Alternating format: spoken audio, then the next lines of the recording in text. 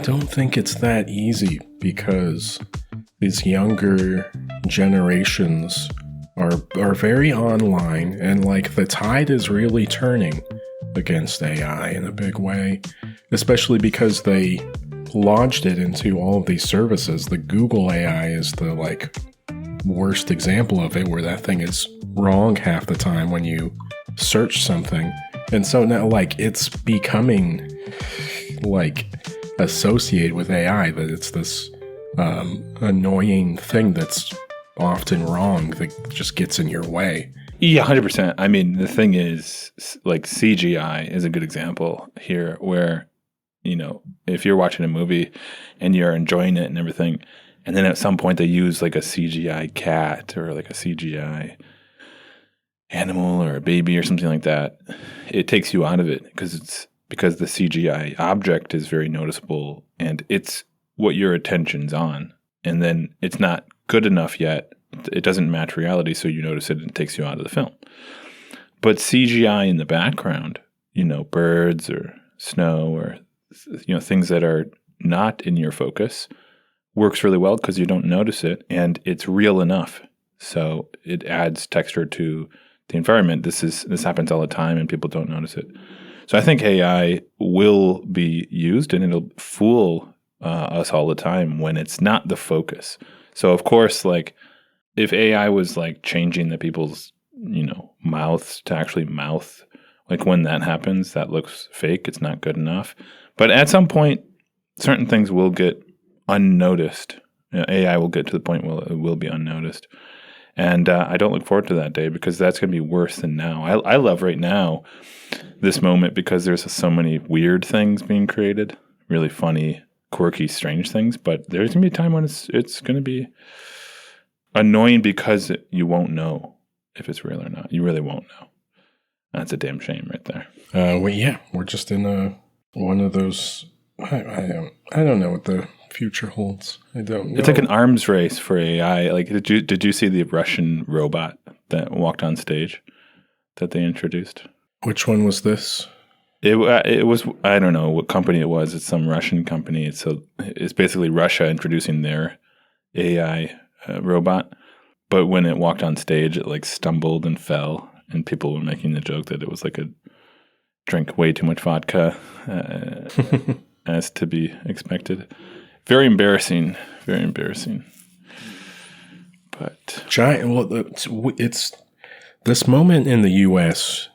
is so strange too, because we are being very roundly eclipsed by like China. If you're able to visit there, you see videos of what they have going on in their cities and stuff.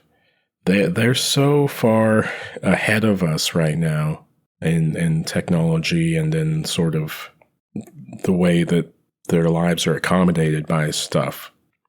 And I don't know if there's a good historical comparison point for where the U.S. is at right now, where it feels like we still have a ton of money, this venture capital and stuff flowing, and these big American companies propped up. They're able to pour so much money into things, but it's the people at the bottom are like serfs at this point and can hardly afford the products that the people in charge of these companies want to make, and they're increasingly like out of touch with things and just seem to be misusing all these resources to make fucking really bad AI or VR that is like miles away from being perfected. I mean, I don't know if that stuff will come together in the US or if it will be, you know, some Chinese companies kind of sneaking in under the door and introducing, you know, how this stuff will really work in the future, you know? yeah, that's true. In terms of other countries showing off their technology, I highly doubt that most Chinese citizens have access to that technology, which is being displayed wherever that is shown. You do have a problem in China with that overpopulation and the larger older population. That'll be an issue. Every country's going to have its own issues. It's true. But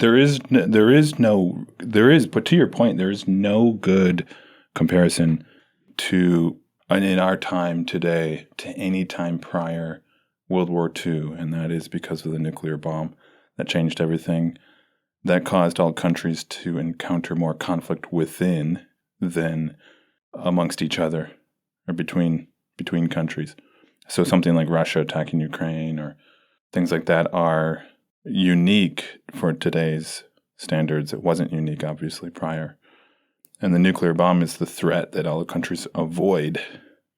So it's an interesting time to be alive. It always has been, because it's a weird thing. It feels like every country's on the brink of like a revolution or a civil war or like something like that, because partly because countries don't want to get in fights with each other. That's a way too dangerous. That's a death threat. You know, somebody else like attacks, like if Russia attacked America, it'd all be over. Like the whole thing, the whole project would be done. You know, we're now also at this moment where this singular event, the baby boom, when we had such a population explosion, really changed the course of like culture and who was in charge of these countries. And now we're like reaching the point where they're finally dying off, and they're still holding on to power, but we're at an uneasy transition point of their generation is finally coming to an end. What is it going to actually mean when, you know, the biggest generation there ever was is finally gone, you know? It's true. I think, you know, one of the problems I see with generations that came after the baby boomers is, and it's both a problem and a positive, is just this kind of expanded consciousness. Like the baby boomers, some of them dabbled with psychedelics, some of them started to get online, but they all did so when they were already like ingrained in their thinking. And then generations after that developed with wider technological advancements like internet, there was more drugs. So this expanded consciousness that we're all dealing with, whether or not you've done drugs, I just mean to say that like today we have access to the internet. We have an availability of a wider understanding of culture and things like this. And like the fact is we just don't really know how to deal with that. It's like our brains aren't really equipped to know how to deal with this implication of this kind of huge horizon of possibility and knowledge and understanding. And the baby boomers, they just don't seem to care. They can't care. They just literally cannot care because they wouldn't know how. They grew up before all of this. You know, they're looking at us like oftentimes like we're crazy because they can't know any different. It's like they can't learn about how the world is today. It's not very easy for them at all. So I don't know what the world's going to look like in the future because it's already an impossible world to deal with today. Yeah. I mean, they had their own time kind of trying to come to terms with what the world was that they inherited, and a lot of them were like, I don't know, I'll take care of myself and just keep it pushing, and that'll have to be it, you know. A lot of them were protesting in '68, and that felt like such a momentous time. You know, you get cops shooting at students on universities in the U.S. and, you know, general strikes in France and other European countries, all these things. And not a lot changed. You know, I think a lot of people grew disillusioned. And this film that we're going to talk about today, The Conformist, is interesting to think about because it's a film by one of these baby boomers. Bernardo Bertolucci. Great segue. That was. Well, it's really been on my mind because I got freaked out when I found out that Bertolucci is 30 years old when he's making this film, The Conformist. It's crazy. I mean, this feels like a very mature work to me, and he kind of goes on to have a very long career, of course. Right after this film makes Last Tango in Paris with Marlon Brando, and then eventually wins Best Picture with The Last Emperor. But he got started super young, and he's one of these baby boomer artists.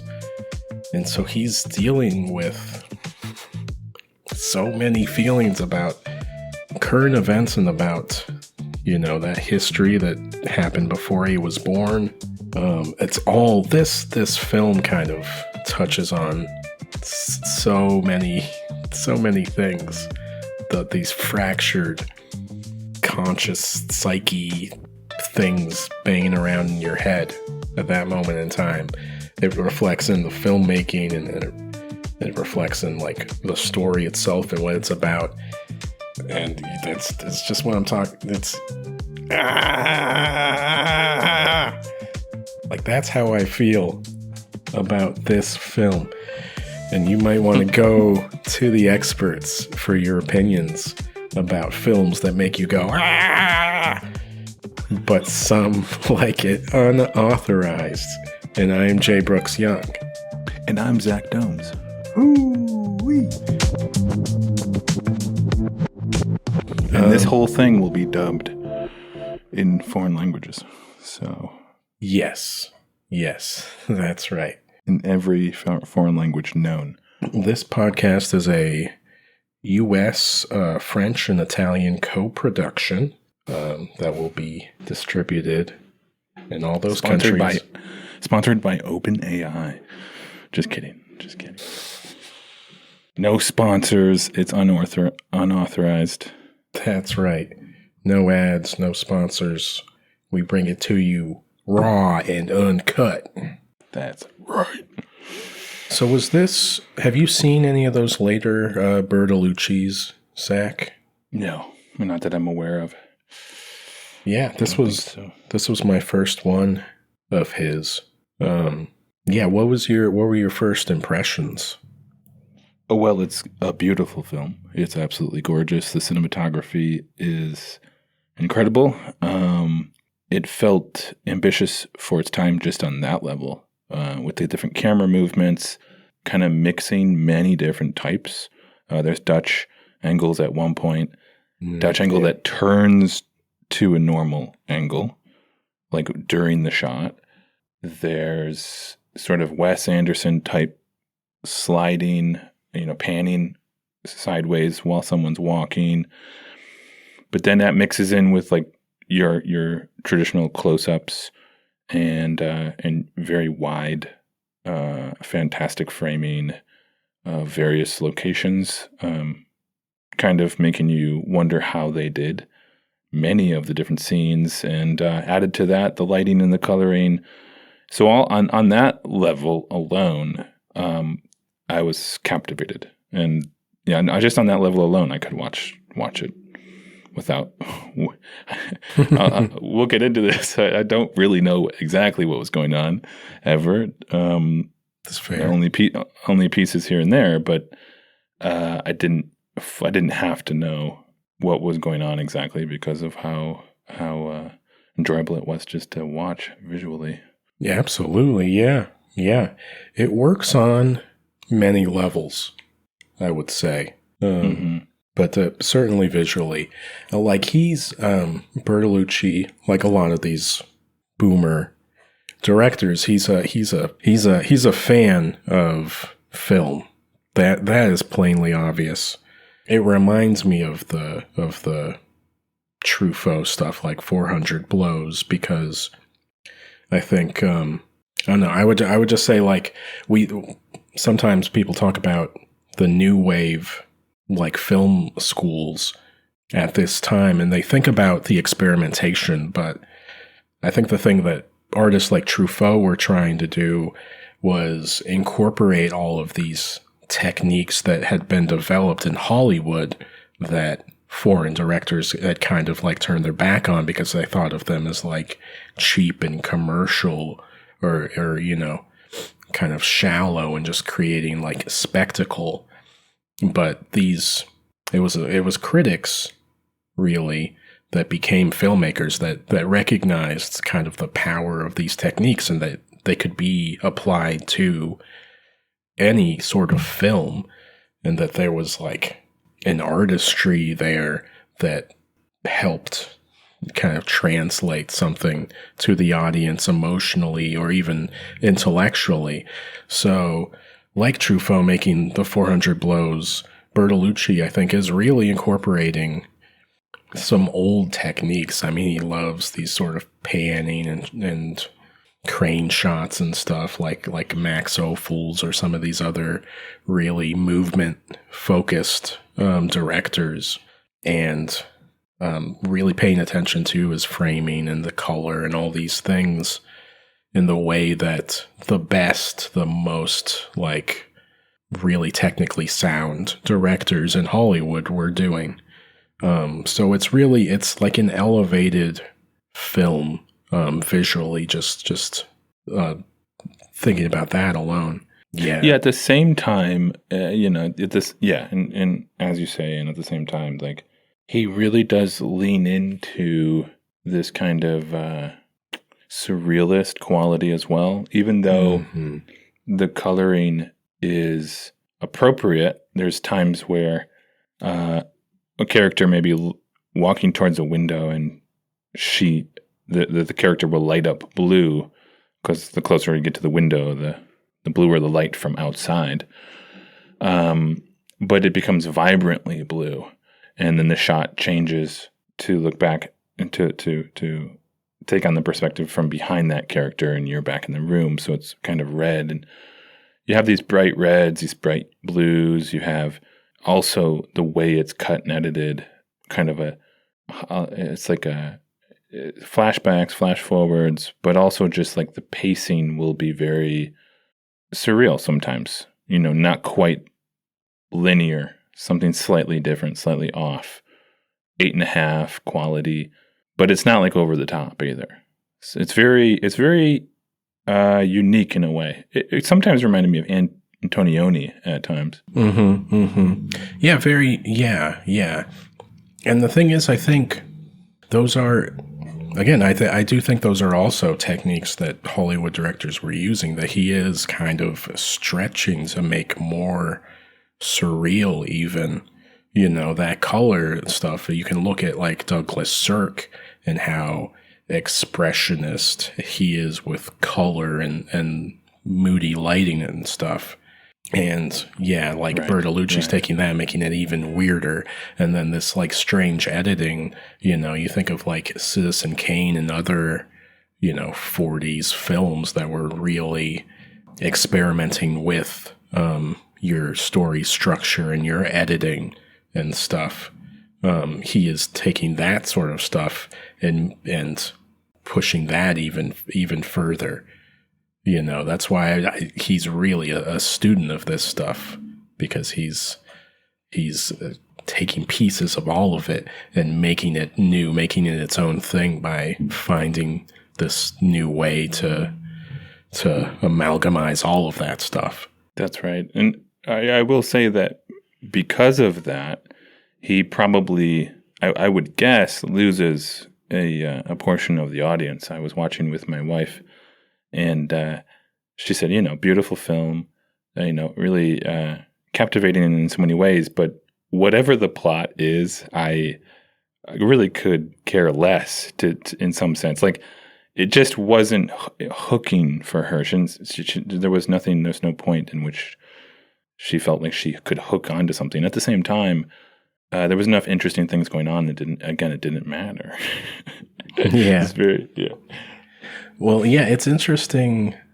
And since I did see this first, like, what would that have been, like 7 months ago or something, I have a little bit of trouble remembering how I felt, the first time going through it. but it's a like subversive film. I think it is a little bit alienating purposefully. So it's you really have to kind of sit the whole way through it to figure out like, oh, this isn't like a protagonist. This is this guy that you are going to come to detest. He's the, we're watching this person who wants to like kill his own humanity because he's so hurt by the way that he is not fit in and he is judged by the people around him, echoing back to like childhood bullying and things like this. Like you couple that with the structure and the way that you're finding out about who this very cold sort of expressionless man is from the flashbacks and these fragments of like psychologizing about him. Like it's where it really forces you to like sit with it and it's like a mystery film almost. But then I found watching it again, like the more I watched it, the more I continued to like it. It becomes really funny. And even the first time there are a couple like laugh out loud parts, but I just love it more and more. Like it's kind of like Lynchian how strange and sort of subversive it is, and I really just end up loving like everything that he is doing in this film. Right. I mean, there is an Italian. I'm assuming by the Italian films I've seen up until Sorrentino that there's like an Italian history here of kind of subversive, surrealist qualities to even films that are, in any other respect, kind of traditional. And this is a historical kind of biopic type of thing. It's based on this guy who would have been alive within this, fascist party in Italy. And so you could just tell it, kind of like true to what it would have been, but instead there's this impressionistic layering that the director is putting on it. And I've watched like several Sorrentino films now, and that's how his films always are too.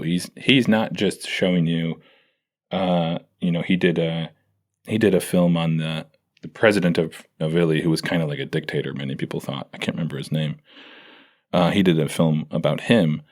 And very similar. Like you could just do a biopic, and they don't. They go, I'm gonna add in all these other elements, and I'm gonna pull a string here and there, and you're gonna have to follow this kind of a nonlinear film to some extent, figure out what's going on constantly. This kind of juxtaposition often with a scene. And you think it's going somewhere, and then you cut to a scene that is like unattached, and yet it's within the same world. So you're trying to figure out how did we get from there to there, and then you do it again, and you do it again, and you're just like you're just kind of following along. Now, of course, I think a lot of this comes back to 8.5 as that first very audacious and kind of experimental take on that in general. Just how surreal can I get? How subjective can I be? Yeah. I mean, one influence for Bertolucci is Pasolini, because I think Bertolucci's father was a poet or a writer who met Pasolini. Him also being a writer in his earlier.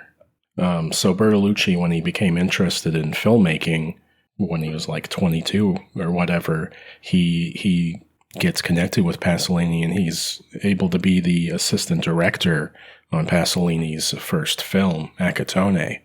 And I just have to imagine that they had, many discussions, many correspondences then and as they both, grew their film careers, because there's not only a like very strong queer aspect to this film in the story, which I think is also in the novel, in the Alberto Moravia novel that this is based on. But there's something of that subversiveness too. I mean, you think about Theorem, which we talked about, Pasolini's film.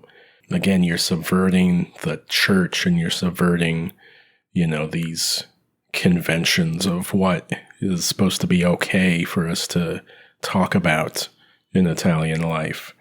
So there's that's one big influence, but the other big one was Godard, which Bertolucci was obsessed with.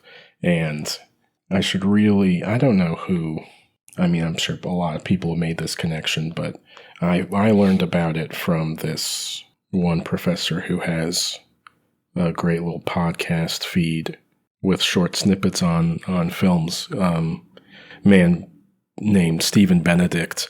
But I got clued into this from him, that the phone number of the professor in this film was Godard's real life phone number that Bertolucci had. He puts Godard's number in the film as the professor's number. And this is a film about an Italian man traveling to Paris to meet his professor and kill him. And Bertolucci was someone who was so deeply inspired by Godard, and his breakout film Before the Revolution is a very blatantly Godardian film. But here he seems to be wanting to kind of break away from that and make this film his own. And he has to say, no, I'm not just a Godard disciple. I'm my own filmmaker. So I actually have to kill off my mentor and to be my own person. That's the meta text of what's happening. But you definitely see in the filmmaking how he is also so deeply inspired by Godard and these new wave ideas. Yeah. You do. So how amazing it is that this 30-year-old could have, in some sense, Godard, same thing. These are guys who, spend all their time watching movies and thinking about the movies, and they end up kind of just creating this reservoir of knowledge and insight and ideas, and then they put it to work. And somehow they not only do they have that knowledge, but they have that skill of command needed to be in the director's seat. So incredible that he's able to do this at 30. Yeah. The other Godard Easter egg as well is that the Clerici quotes the professor to the professor on the phone. He says, back when you were teaching us in school, you said the time for reflection has passed, the time for action has come, which is a quote from the Godard film Le Petit Soldat. So another Godard is the professor. Easter egg. That's great. The other thing is his previous film Before the Revolution is a lot more of very long takes, just letting the actors play it out on screen. I do not feel like it's a great film. I do feel like it's a very amateurish film, especially in comparison to this one. But they really wanted to go in a different direction, and him and his editor on this one, Franco Arcali, collaborate together to develop this sort of elliptical editing where it really jumps along. It's kind of got a montage quality to it, how it not just moves through the scenes, but then it cuts to flashbacks to him in the car thinking about all these things happening. It's very sort of stream of consciousness. And I think it's incredible, that they worked out how to do that, because I think it has a really amazing quality of it's not easy to read, but I think all these things get lodged in your head as you're forming this picture of who this man is. you know? Right. To the point, I would say that I don't normally feel this way, but I do think it. I do think it, like, to some degree, like, that didn't drag for me. I felt like I really didn't like that guy, and like, you can watch certain movies where, like, the main character is, difficult to be watching for that amount of time. For some reason, this movie, this guy, I really struggled to want to be sitting there watching this guy towards the end. I don't know what it was about it. It was, yeah. Well, maybe, I don't know, maybe you don't hate yourself enough. You don't have enough self-loathing to really relate.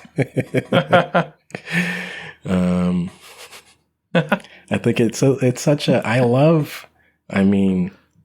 almost want to go read this novel, if there's a good English translation, because it's got such a great, like, take on fascism and why, these shitty men were attracted to fascism and to the idea that they could be made into important people if they just went along with this horrible regime, and this idea of this man who is probably queer in some way and has this brush with some feeling, some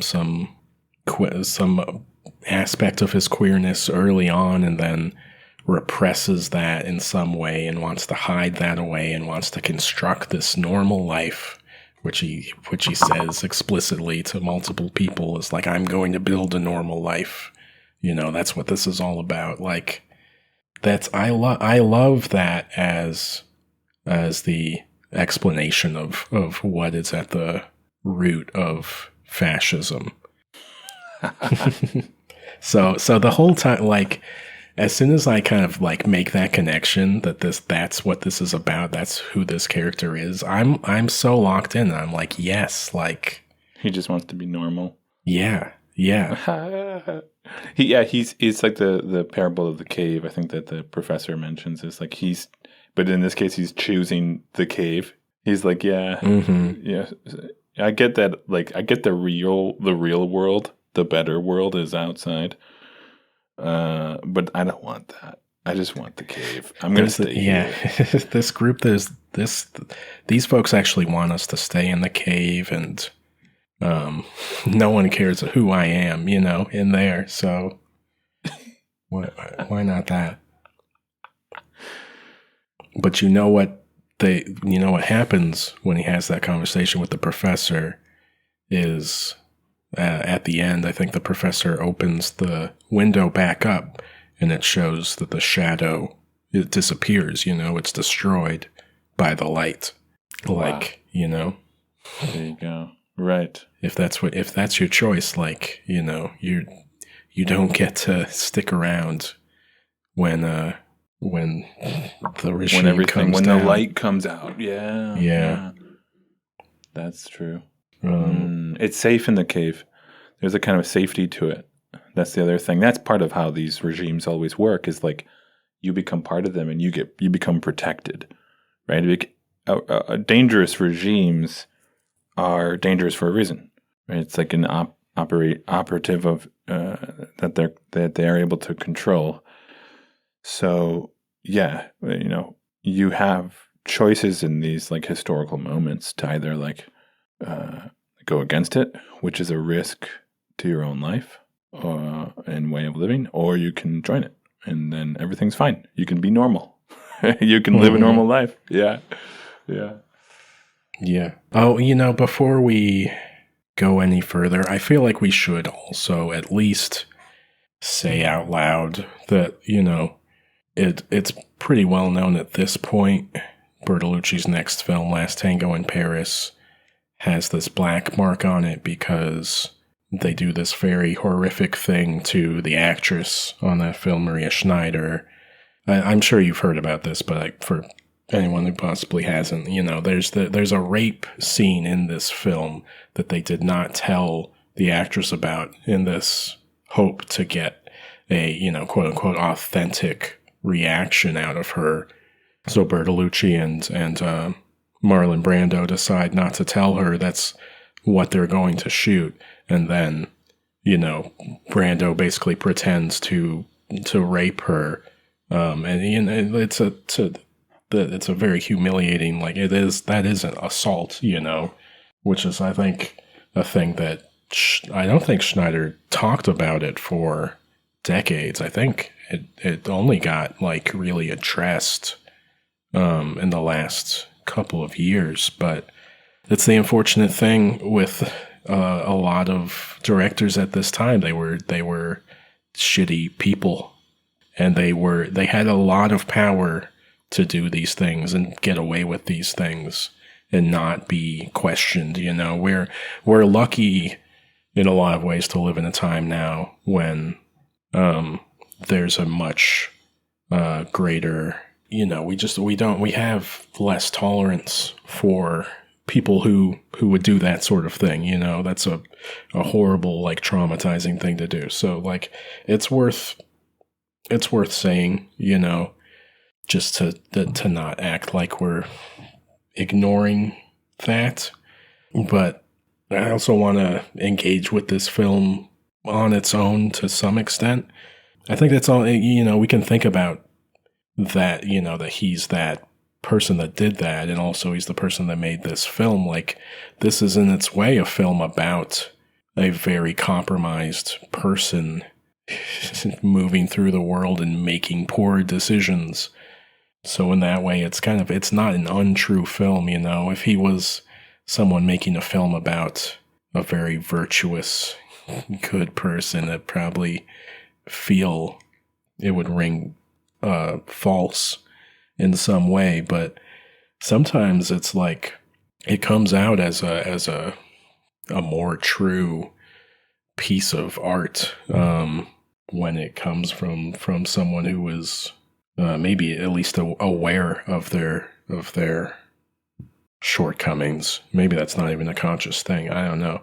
I'm kind of rambling in a lot of different directions now, but no, but I appreciate it. I think you could say something along the lines of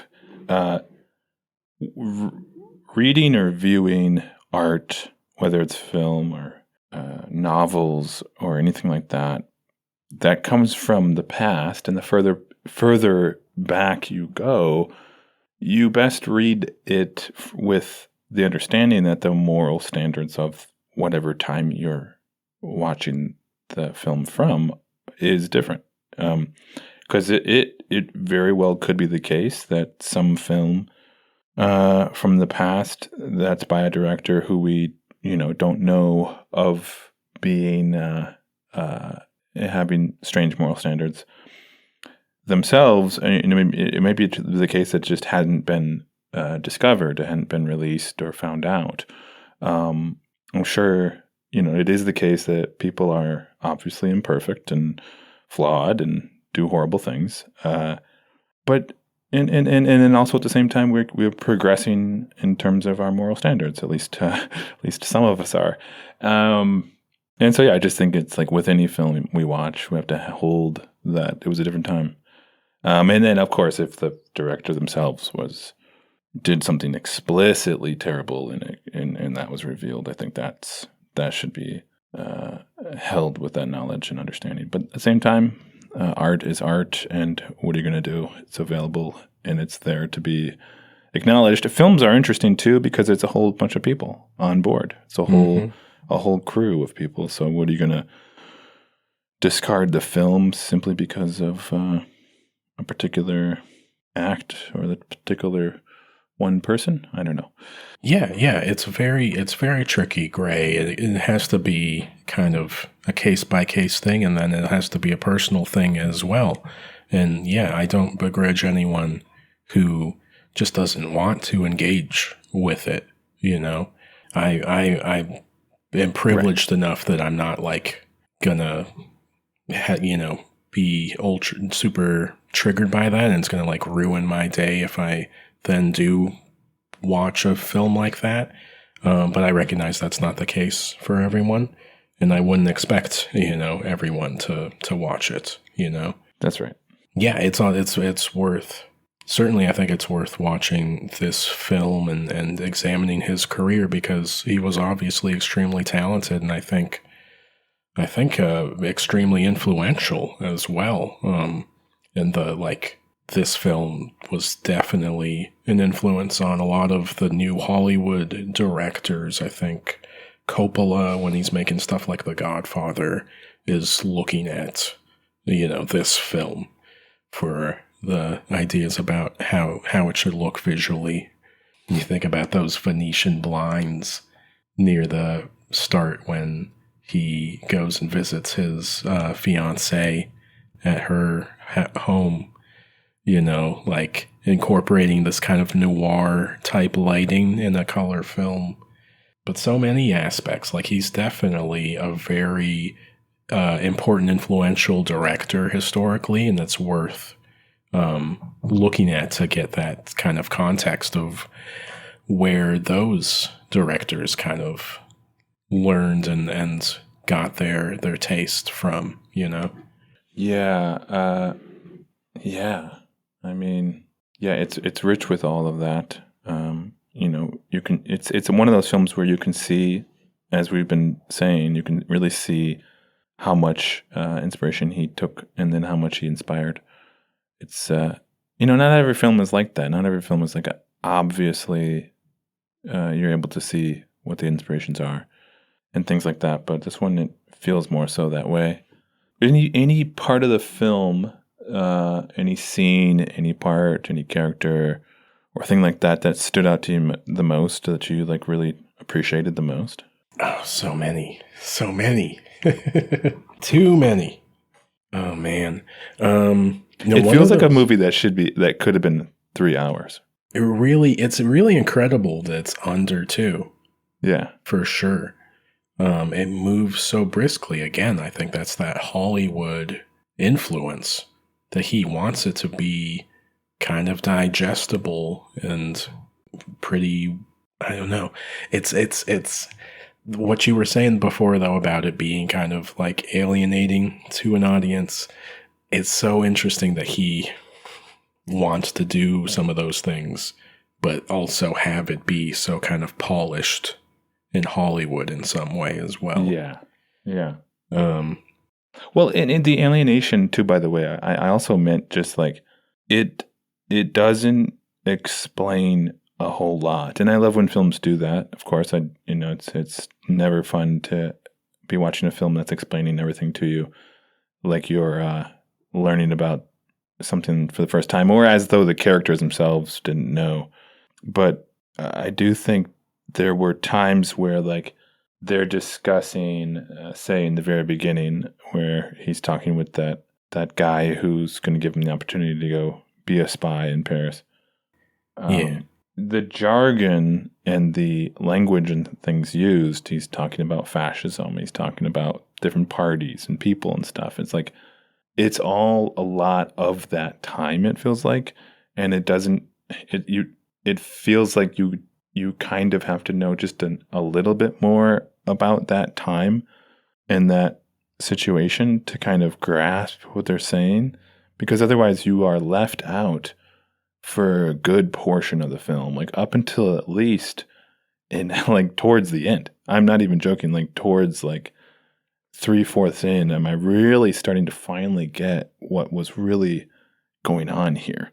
Then maybe it's just that, again, it's that pace. It's a foreign language, so you're trying to pick up on the details of what's going on, and they're only giving those details like in little bits, and those little bits are among so many other things going on. And that's why my wife said, I don't know what the plot is, but there's all these other things going on. So it's totally fine. But yeah. I will say at the same time too, I will say that the plot itself, and again, it's such an interesting movie because it's working so well in so many ways, like we said. But the plot itself, even when I do find out what it is, isn't that, like, it is not that great. Like, it's not, you'd have to argue, to me at least, why you think it would be a great plot. I don't think it's a very interesting plot. He's hired as a spy. He tries to lay low, and then he ends up performing the one thing that he's supposed to do. Like, it's not. And then there's a little bit of drama in terms of him getting involved with a woman, but it's not that interesting of a plot. It's not. That's not what the film's strong point is. I guess I should say. No, I mean, yeah, I guess it's not something that you can really separate out from the film itself. It's sort of the way that the themes are kind of being examined and woven into what the plot is that really makes the film work, I think. I don't know. I just start like shooting off with so many ideas when I'm watching this, and you have the flashback to him as a boy, and he has this like sexual encounter with the driver played by Pierre Clementi. He's like the strange specter of this podcast. He was the weird gangster in Belle de Jour. Such an incredible actor. I love him more and more with each film. But that the driver, showing the gun off and revealing his long hair from under his hat, and then this is while Clerici is confessing to the priest. He's saying he was like a woman, So now I'm like, oh man, trans allegories, like, holy shit, like this is actually, he shoots and kills the driver in his explanation of this, but now I'm like, it's a fucking metaphor. He's killing off his, trans self actually internally. That's what's happening here. That's the repression. His, drive to conform is actually him wanting to not be queer, not be, this outsider to normative society. And then later on, when you've got the professor with this sort of tomboyish young partner, is she his wife or girlfriend? I'm not sure. She must be his wife. But then I'm like, the way that she's styled, kind of masculine, I start thinking, oh, she is kind of like this counterpart, this shadow self, or rather, Clerici is like the shadow self, and she is like the fully embodied self, what he wishes he could be if he hadn't killed off his queer self.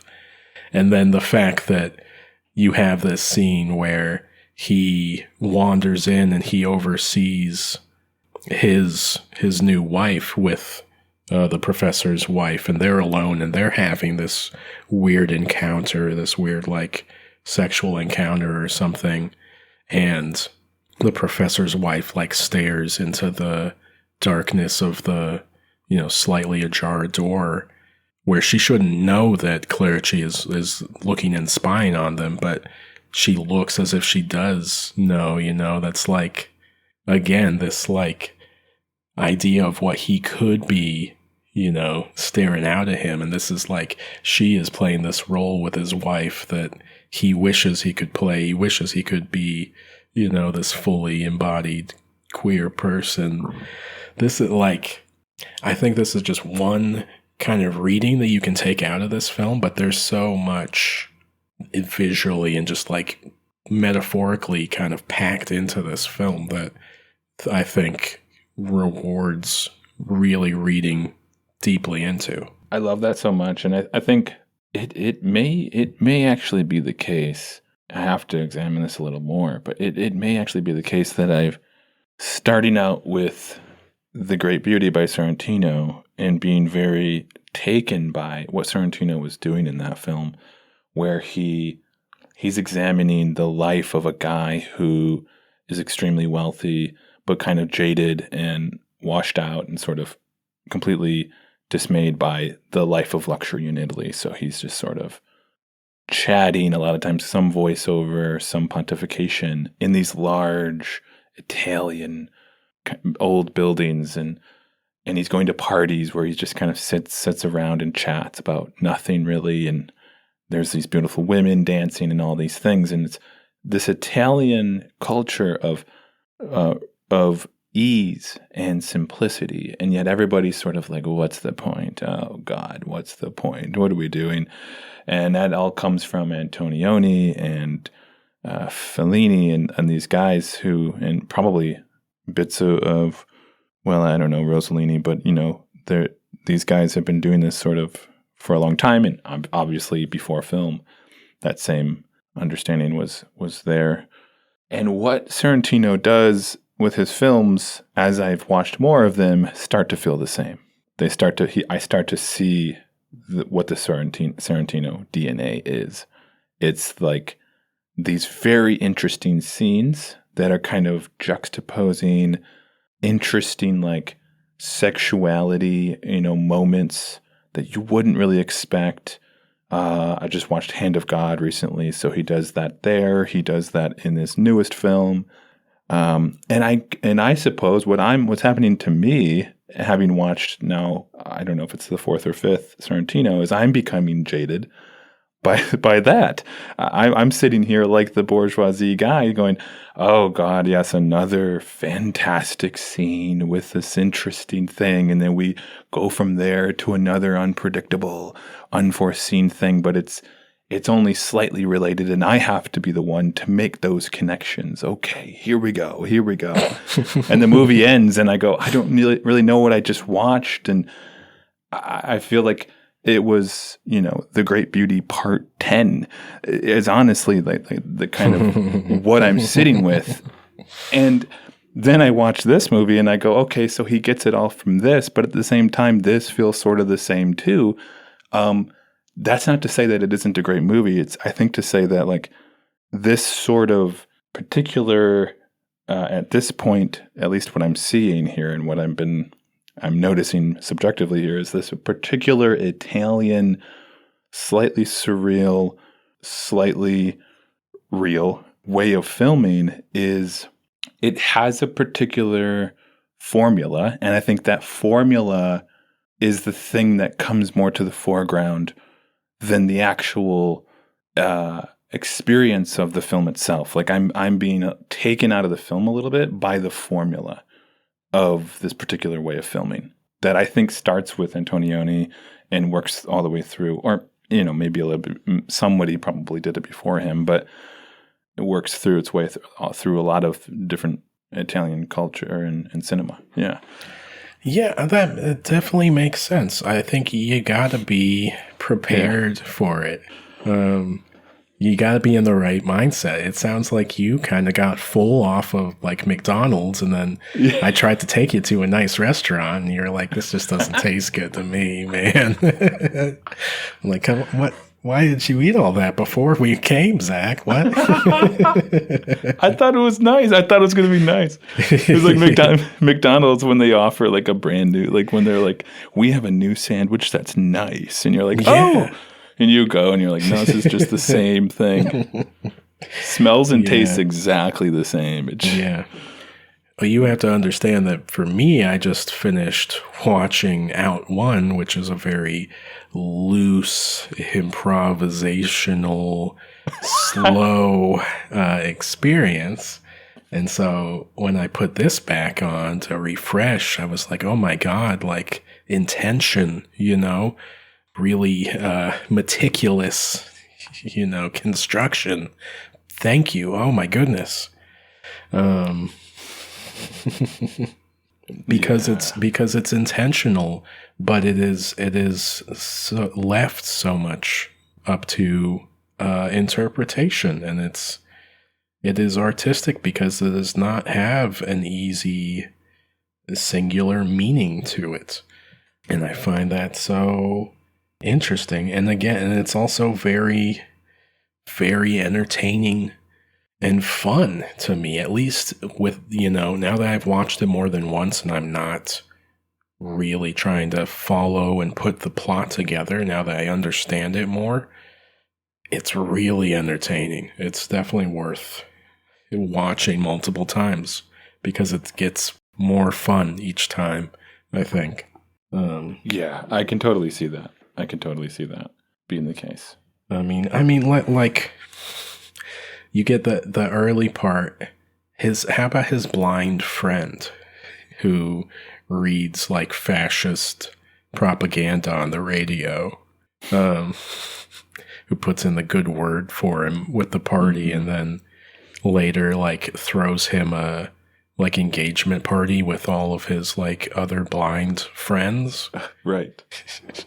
Which is like maybe a little offensive to blind people because it's played for such of a joke, and there's something probably bad about this sort of association of like fascists with blind people.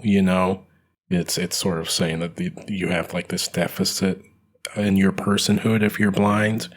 Yeah. It's probably not great as far as representation or whatever. Sure. But it is pretty funny though. Yeah, when and everyone's also, like, bumbling around in this party. Right. Yeah, yeah. And like how else could you show that? There may also be, one would hope, a kind of metaphorical underpinning to that. Like the people who throw your engagement party are people who possibly can't see the future, what could that mean? Like you're blind and you're throwing people. Yeah, so blind people are throwing a party for the beginning of your marriage, so to speak. What does that say about the start of your marriage metaphorically? And then, of course, the portrayal of blind people, not great. If you just took that face value, though, and you thought of it in terms of, metaphorical, deeper underpinning, deeper meaning there, like what would you say? Yeah. Same thing was true I'm thinking of that because I'm thinking of like the part where she's like making love, they're making love on the train, and they just got married and they're making love on the train, and she's like describing how she was sexually assaulted basically by her uncle. And you're going, what the hell? How is she okay with this now then? Like, how can you simultaneously be explaining to somebody for the first time this sort of essentially sexual assault when you were very young by somebody you knew? A grooming, because it's ongoing. She says it lasted for 6 years. Yeah, so it's not realistic, not supposed to be realistic. It's supposed to be, in my thought, there, especially metaphorical. Like, what is going on there? She's that vulnerable with him that she's able to say that. At the same time, it seems like this is kind of like a healing process or something too. Yeah. And in that sense, I wouldn't say it's necessarily unrealistic because I think it goes unspoken, but here's like something that can kind of grow into kink, or like something like this can be an aspect of what leads people towards kink, is like dealing with, past traumas, and that can often be, childhood traumas. Right.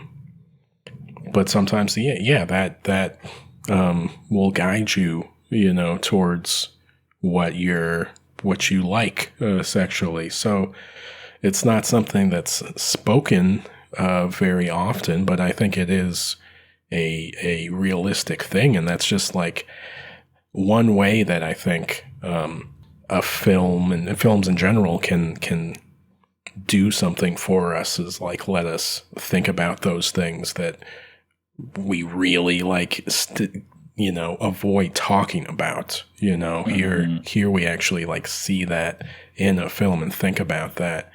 And the other part, and this was really a thought on this most recent viewing, was she's talking about this and he is kind of indulging, her fantasy, the way that this has become something that is okay for her to do or whatever.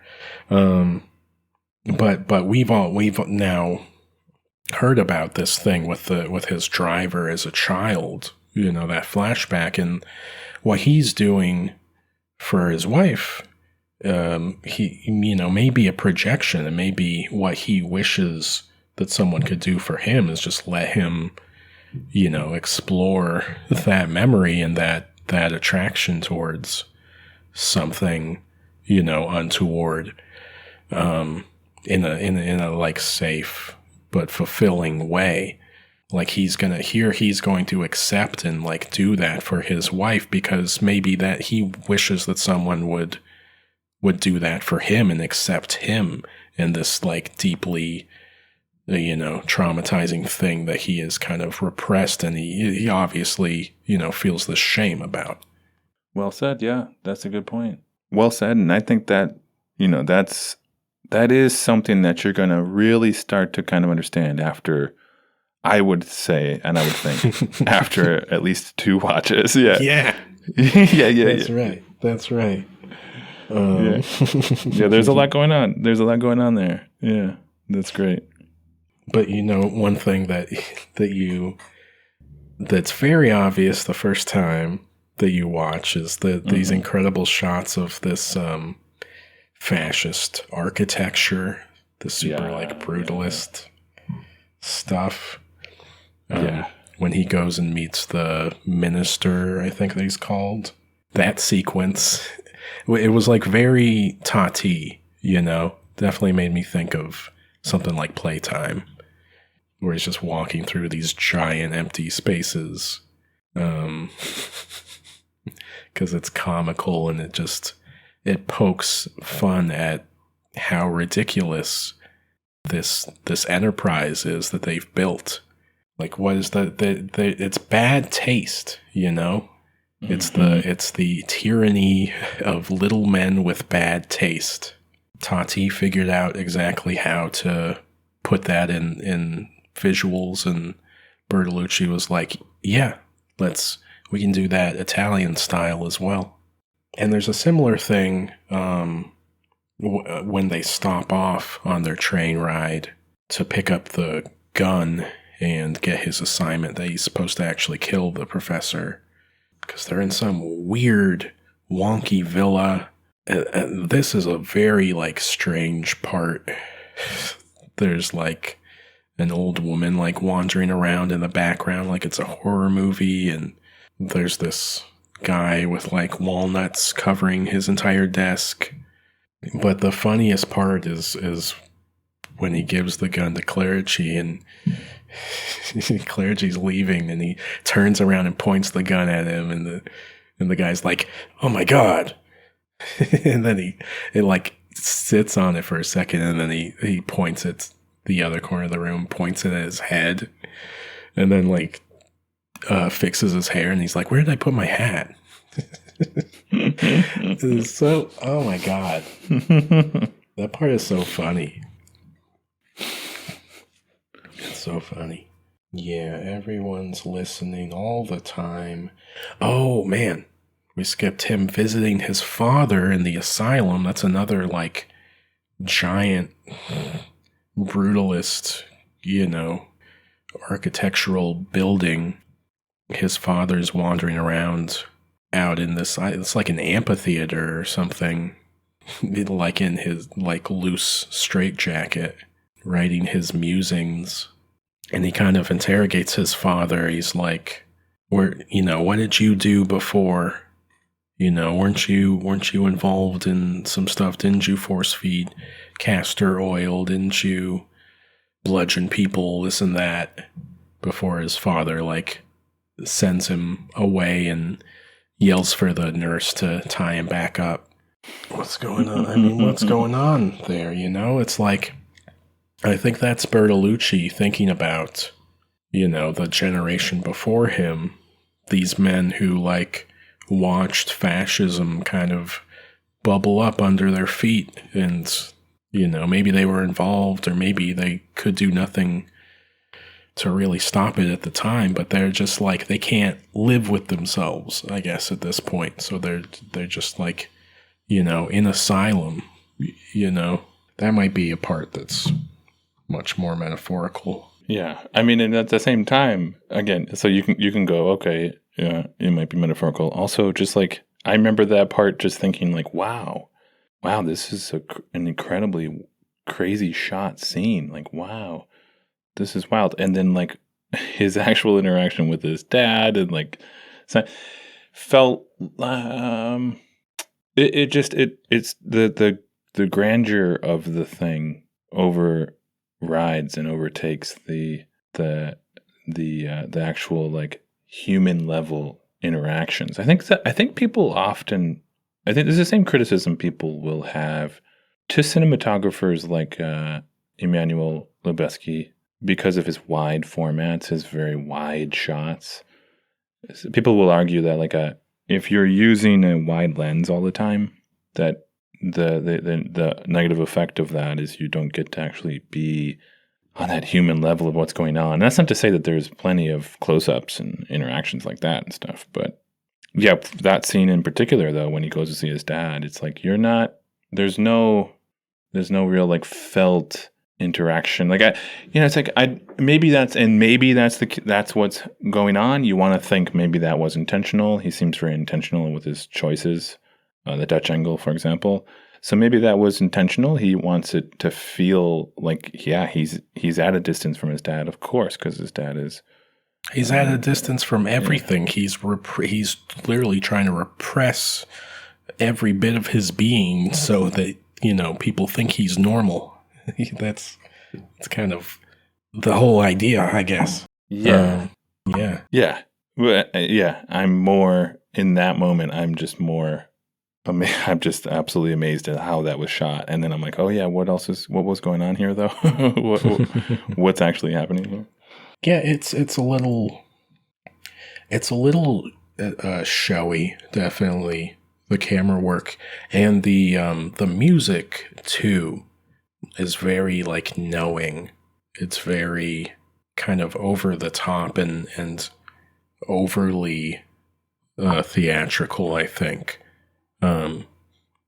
And he gets George Delerue, the French composer who did a lot of Godard and other new wave scores, to do the music for this. But I think it is kind of, I don't want to just keep saying subversive or something, but it's like, it's kind of commenting on what what he maybe thinks that he's doing. This loser guy, he like thinks that he is going to become a spy and an important person by doing these things, but he that's kind of what is going on in his head as he's living out this sort of movie life, but really we're watching this absurd loser do these things and kind of just act like a twerp, and it's just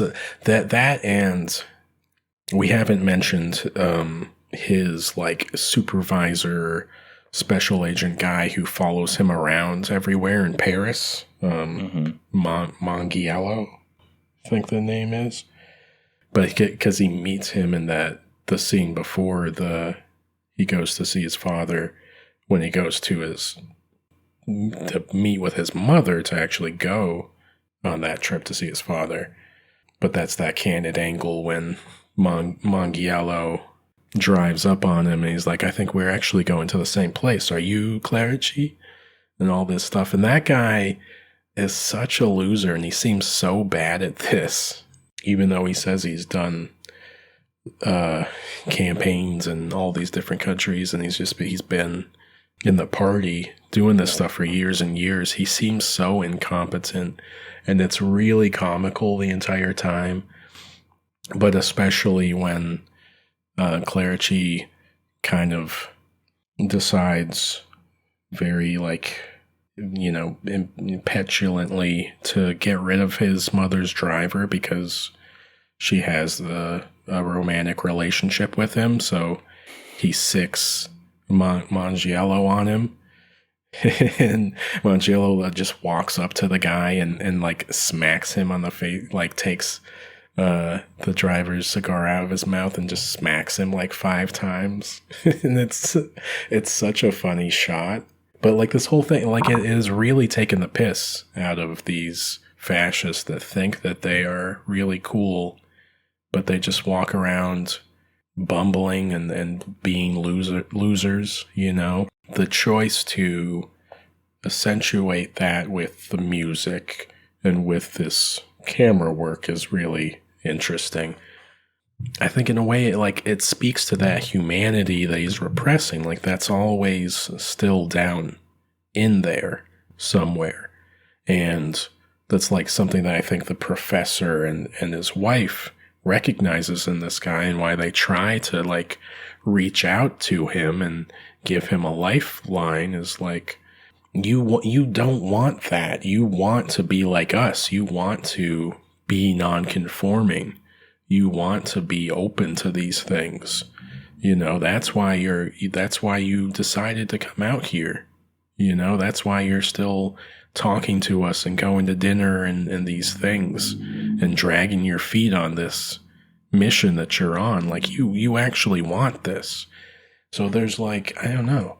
It's real. I think there's some balance that the filmmaking is hitting there, of like making fun of this guy and also gesturing towards who the real person is underneath, that by the end of the film is going to be like totally killed off, you know?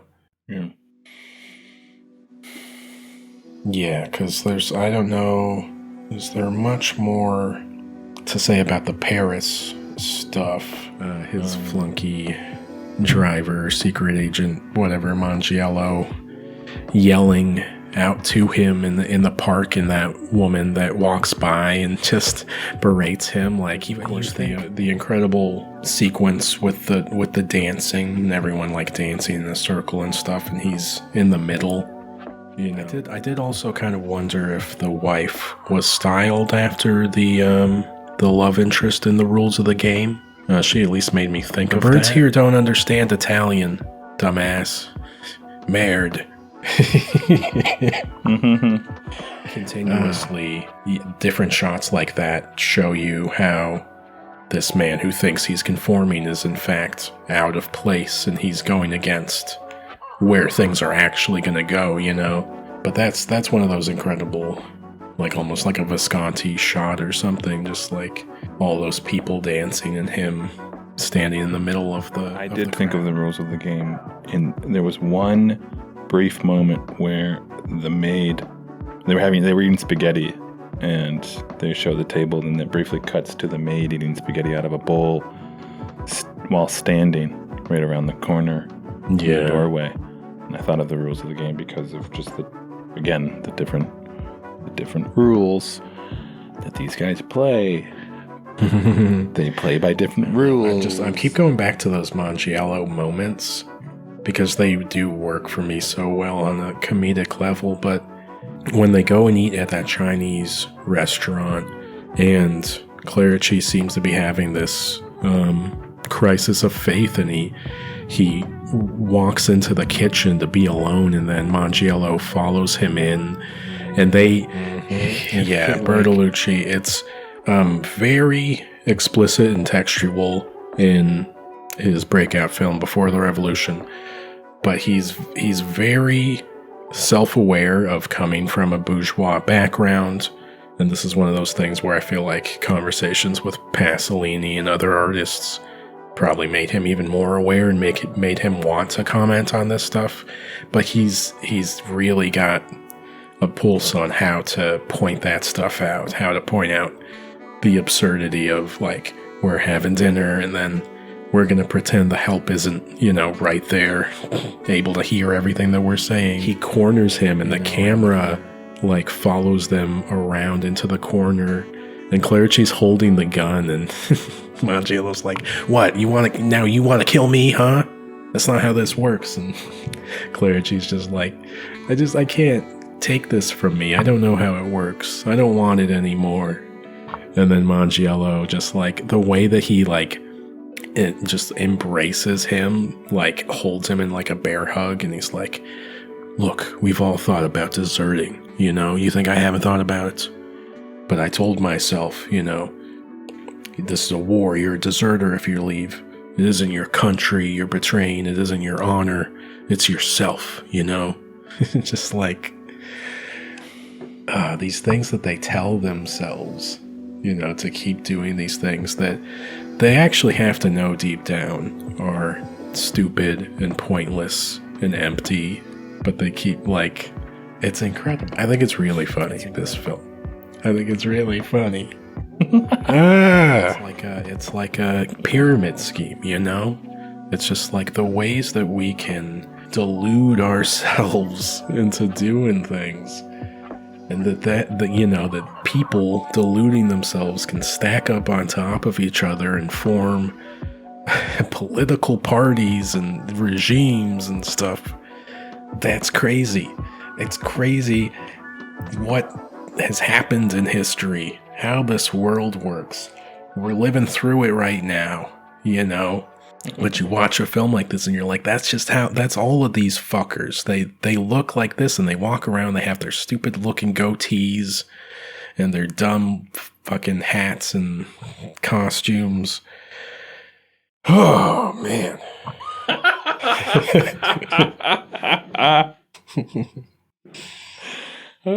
Tell it how it is. I'm trying to tell you, man. I'm trying to tell you.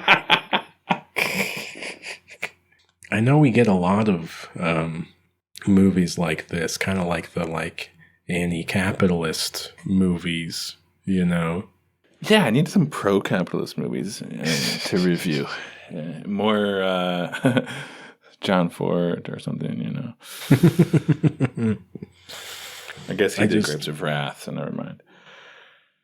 At the point that this is coming out, I mean, yeah, you know, we've had Rossellini and these directors kind of tackling Italy's history and stuff, but this is coming at it a different sort of way. I think this is pretty subversive and pretty confrontational and all these things we like to say about the good filmmakers at this time. But like, I think it is really pushing people's buttons at this point in time. And that probably makes me appreciate a little bit more. But I also think it's just so well made that I really latch onto it. And I'm like, fucking take them down a peg. These fucking losers, man. Kick them in the pants. No, that's not actually what you want to do. Bullying. Bullying was a big part of why we're in this mess. We don't condone bullying. Maybe, well, sometimes. I don't know, man. Things are complicated. Things are complicated, man. Remind me what was the title of that movie that was shot in like Hungary or Romania or something by Milos, I think his name was. Oh, Foreman? Yeah. The Fireman's Ball? The Fireman's Ball. That's an example of like, that's not really anti-capitalist. That's like good films, good art, and things like that, they're going to be anti-something. You know, they're going to be anti-capitalist, anti-communist, anti-fascist, whatever it may be.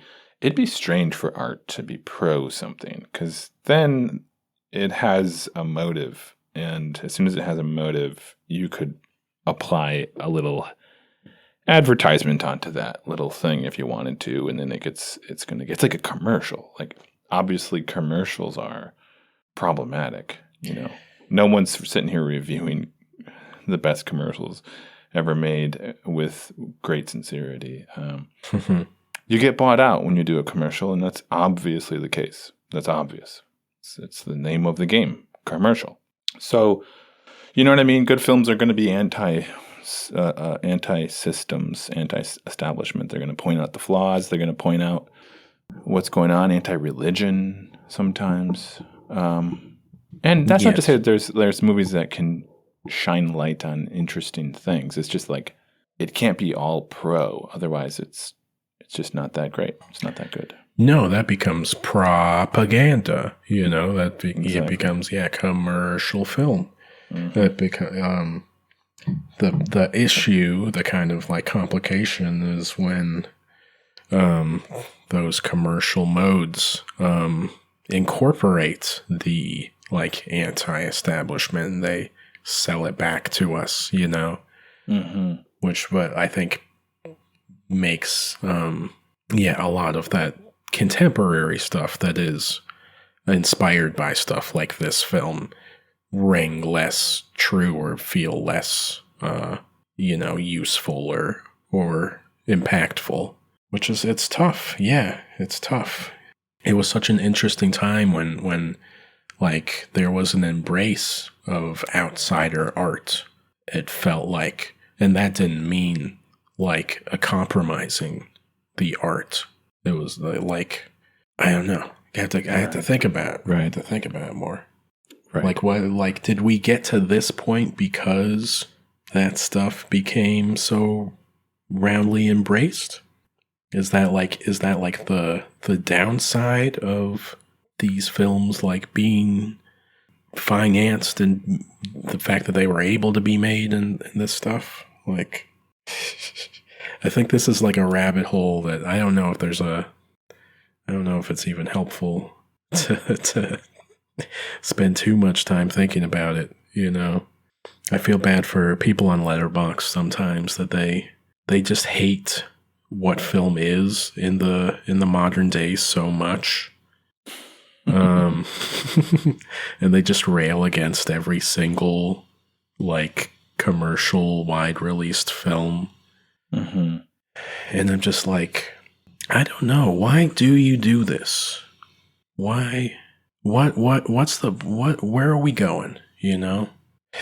Why do these Letterboxd people continue to rail against it? Like, what do you want to happen? I don't know. Yeah, there's definitely a lot of conflicted people out there. I mean, the more time that goes by, the more films you have to choose from the past, obviously. So there's people who are stuck in certain generations or genres, and new stuff comes out. I think there's a certain body of people that are probably just looking for something specific. And if they don't get that specific thing, they hate it. It's like their range of approval is limited down to almost nothing. And then their readiness to like hate on anything is therefore very wide. And that's that. Those aren't people that, you know, anybody who's doing that is not a person that, you know, that's a Letterboxd troll. I mean, I don't think everybody on Letterboxd is like that, but there are a lot of Letterboxd trolls, just like any social media platform. There's just these people who feel like they can say anything, and they do. And whether or not they're sincere, probably not. You know what I mean? Yeah, well, a lot of them, I believe, they think they are sincere, you know? Right. It's one of those things where, like, the choices given to you are, like, kind of dictate how you feel in a sense. Yeah. You know, or when you see that, like, 0.5 star to 5-star scale, and everyone's putting 4 or 5 stars, you think, well, you could put 0.5 star, and actually, maybe I do believe that this is a 0.5 star film, you know? And then they start to read the negative into everything, and that becomes how they really feel, you know? Yeah. Like, we got, like, I don't know. There's a bigger discussion there. We've talked about these sort of things on a lot of other episodes. Yeah, we should bookmark that discussion, and we should do just an all-out Letterboxd problem. A problem with Letterboxd. Yeah. The Letterboxd exorcism. Yeah. No, I mean, I feel like one battle after another, we talked about that. We talked about a lot of, when we talk about new films, it's talking about the discourse, but, no. So like the last sequence of this before the little epilogue, when they finally catch up with them in the car, and these shadowy figures come out of the forest and stab the professor, and you know, she, like, the wife is watching from in the car the same way that Clerici is watching from inside his car, and then she is gonna escape out of the car, and they're gonna chase her around, and there's that really kind of nauseating, like, handheld stuff, which I had to imagine was kind of for the intentional effect of being really difficult to watch. That was an interesting choice. And then literally, she circles back around. She's banging on the window at Clerici, like, help me, Here is, again, this is where I pull in that metaphor of, like, here is this humanity in him that he is wanting to kill off so that he can conform to the party, and he doesn't want to confront the fact that he is doing that, but it's you can't avoid it. It's like, that's a part of you banging on the window, like, but he just pretends like he can't hear, and she's killed. Mangiello gives that little speech of, I don't know, he says some stuff I wrote down where he says, cowards, homosexuals, and Jews, they're all the same thing. Just like gross stuff, man. Oh, but it's isn't it a crazy sequence? Like, yeah, it is. This ending's really good. Yeah, it is. It is, and that's well described. You're doing a great job describing all of this right now. Truly. I was jazzed. with it, I'm jazzed, yeah. And then you have the little epilogue, like, they had a child, they're living their, like, sterile, fascist Italian middle-class life, but it's time for the regime to be toppled. There's, like, rolling blackouts now, and he wanders out, and it's like he's in hell. He's, like, wandering through this, like, ruins or something with this, like, fire and stuff, and like he's in some kind of hell or purgatory. The blind are leading the blind. Of course, we have some kind of metaphor there of him and his blind friend wandering around out here. Oh, excuse me. And then he Pierre Clementi's character, his driver, he recognizes him. He's got, like, different hair now. But if he's like, holy shit, it's you. Where were you? Where were you that day? And then he starts spouting these things and, like, implicating him in the professor's murder and stuff, trying to put it all on him. I mean, it's this really interesting thing of, like, trying to put all the guilt of, like, the things that you have done on these things that traumatized you as a child or whatever, trying to, like, remove the culpability from yourself. And it's just like he's going to end up sort of like his father in that insane asylum. It's like you've tried to repress all this stuff and you're going to try to push it all away, and you're just going to go crazy, Yeah, which, I mean, in some sense, this feels like the asylum has been opened. It's been, all the people that were there, they've been able to get out onto the streets. That's what it feels like. It feels like the asylum's out on the streets. Yeah. And so what's going to happen with that repression in a metaphorical sense is, if you repress it, well, eventually it'll haunt you, and then that's all you'll see at some point. That's actually going to become your conscious view. If you've been, suppressing it to the subconscious for so long, eventually it'll rise up to the conscious. Yeah. It will kind of take over your life because you can't keep it down. And he had that. Oh, by the way, he also had that genetic. It was genetic. Whatever his dad had. Yeah. So maybe that's an early sign of him on his way to getting that thing. Well, it's funny, that anonymous letter that was written by his wife's groomer. Yeah. Claims that was him. Oh, okay. Yeah, she tosses that off. I see. It's hard to, or it's easy to miss, but he claims in the anonymous letter that it's a venereal disease that's genetic, and is that even actually scientifically true? But the real truth of it is that mental illness is actually just genetic. Right. Right. That's right. Which I guess they don't actually realize. They didn't know much about genetics at that time anyway, so. But now we do. Like you said, that's interesting. No, that crowd, I mean, it is scary, and we're kind of in his point of view of this. Like, it is very scary, this crowd. kind of unleashed on the streets.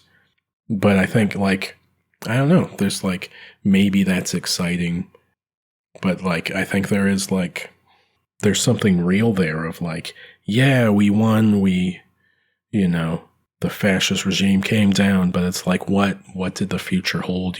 Things are still really tough in that present moment, when this film comes out.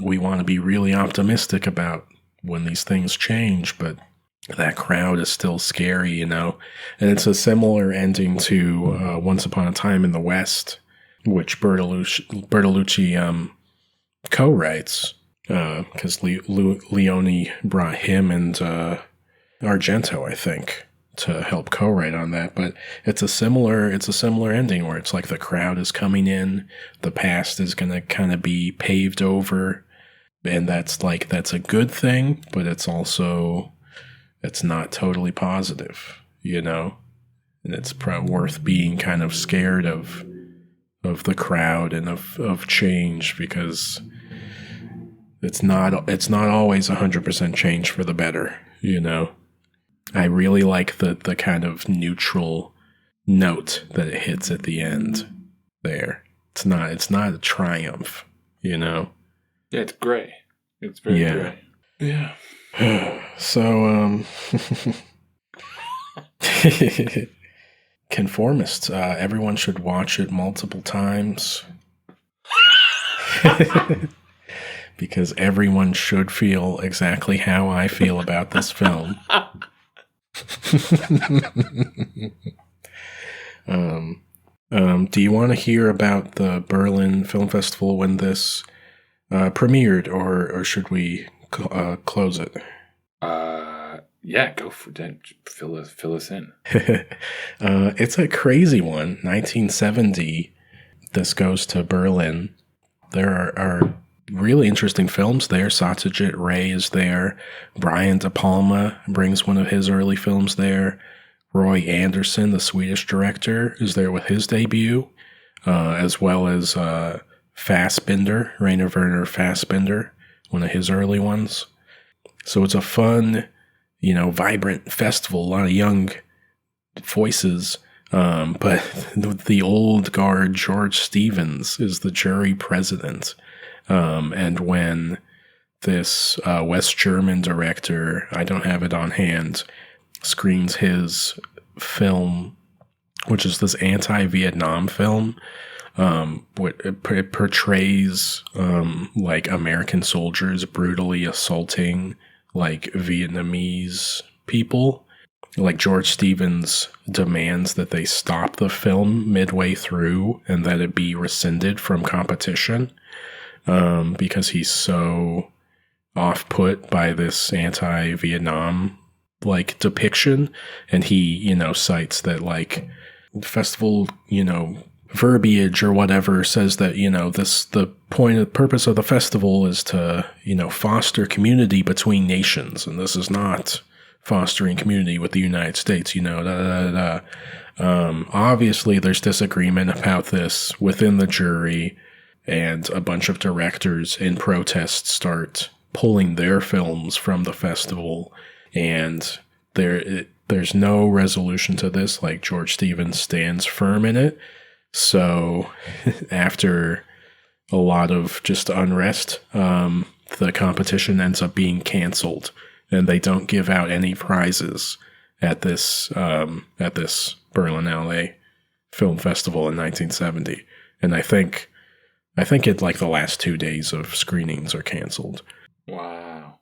That's how like, politically tense it was at this moment. Right. Wow. And it's just, how do we get back to that, when films said something, when they had a purpose? Yeah, man. The Conformist, it's one of the classics. You can't keep me down, Zach. Oh, boy.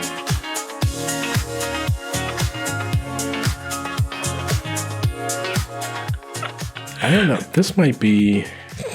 I feel like I've been in a fugue state This might be the audience's favorite or least favorite episode from me.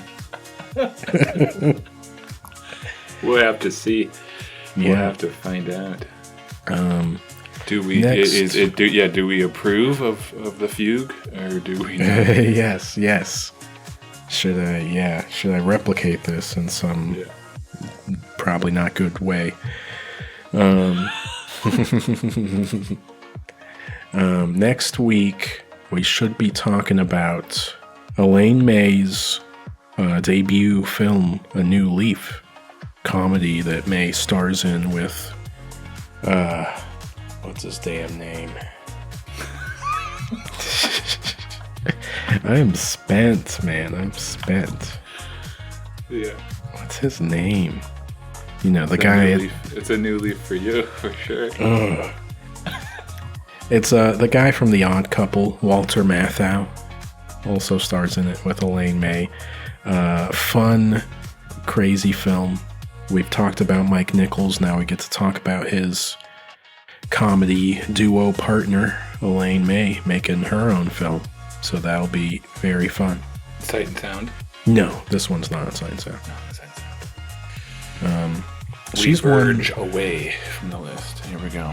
Yeah, she's one probably due to get on the Sight and Sound next go around, because her stuff has been getting reevaluated pretty recently, I would say. That seems right. It's trending up. Yeah. Well, good stuff. That was fun. That was great. That was fun. So, and then, again, like always, unauthorizedpod.com to find our letterboxed pages and all that kind of thing. Incredible. Incredible. Until next time. Until next time. Peace.